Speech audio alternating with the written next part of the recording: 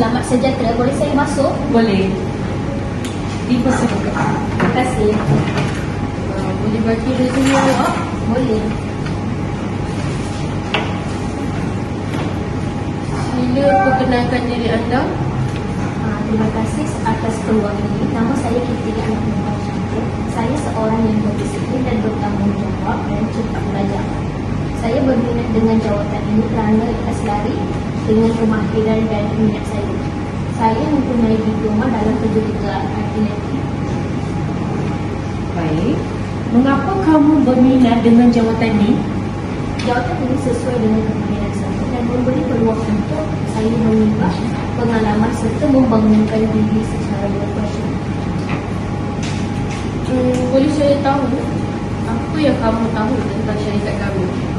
Berdasarkan maklumat tentang syarikat ini, bergerak dalam bidang industri dan menekankan kualiti dan boleh kerjasama berpasukan. Baik. Seterusnya, apakah kekuatan utama kamu? Kekuatan saya seorang yang teliti, menepati masa dan bertanggungjawab dan boleh saya bekerja dalam hubungan.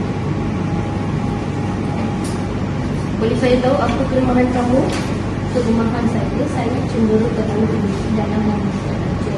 Walaupun saya sedang belajar mengurus masa dengan lebih cepat. Baik. Adakah kamu mempunyai pengalaman bekerja?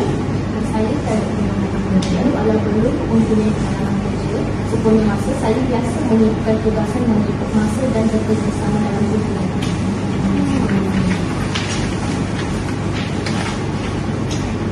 Boleh saya tahu macam mana kamu mengendalikan tekanan dalam kerja? Saya akan menyusun keutamaan kerja dan menyelesaikan tugasan satu demi satu dengan sikap positif. Baiklah, adakah kamu boleh bekerja dalam pasukan? Ya, saya boleh bekerja dalam pasukan, sentiasa menghormati serta membantu rakan sekerja.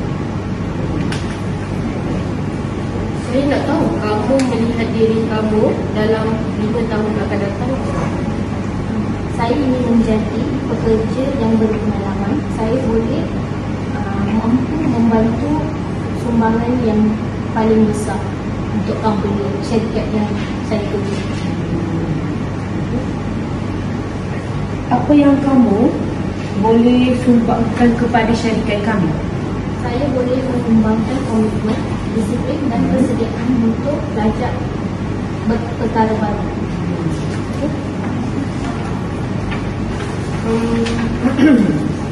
Berapa gaji yang kamu harapkan syarikat kami? Saya mempunyai diploma, sebab itu saya mengharapkan dalam 200,000. Kalau tak mampu 2,000, boleh saya berbuka mengikut struktur gaji yang ditetapkan oleh syarikat. Adakah apa-apa soalan? Saya ingin mengetahui tentang skop tugasan harian dan peluang latihan yang disediakan oleh syarikat.